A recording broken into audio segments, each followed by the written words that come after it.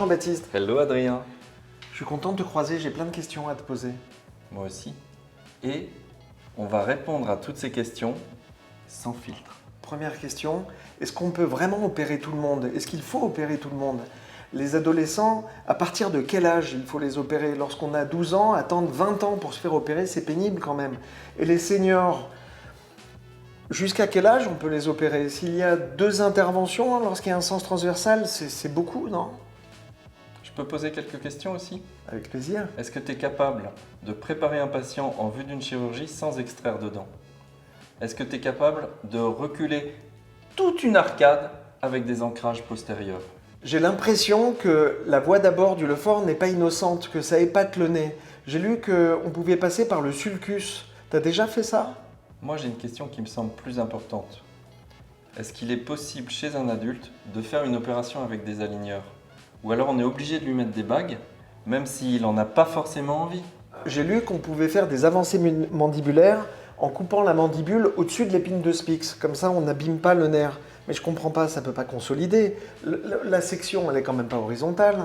Et toi, ton disjoncteur avec l'appareil lingual, comment tu fais pour le mettre? Et quand tu fais ça en aligneur, on peut mettre en même temps le disjoncteur, les aligneurs et écarter? Aujourd'hui, est-ce que les chirurgies sont faites à l'œil ou bien est-ce que tout est préparé? Tu sais, en orthodontie de l'adulte, tous les appareils sont faits sur mesure. On navigue pas par approximation successive. On prépare tout à l'avance. Vous aussi, vous préparez tout à l'avance? Tu sais qu'avec les aligneurs, toutes les dents sont indépendantes. Comment on fait en post-opératoire? On tire sur une dent? On tire sur toutes les dents? Qu'est-ce qui se passe? Les dents tournent, les dents bougent? La grande mode est à la chirurgie première. Les gens ne parlent que de ça. Et pourtant, j'ai l'impression que c'était la chirurgie de Dautrey, c'était la chirurgie d'il y a 50 ans.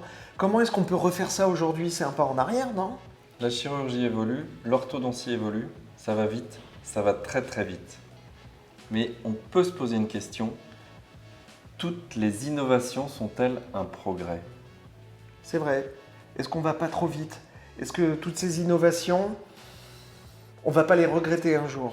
Écoute, pour répondre à toutes ces questions, je propose qu'on se retrouve chez nous, à Paris, pour la 6e édition des Confluences. Ça va être génial. Il y aura des conférenciers du monde entier, des chirurgiens qui ne sont jamais venus en France. On a vraiment hâte de vous retrouver. Et on compte sur vous. On va bien rigoler en plus. À bientôt.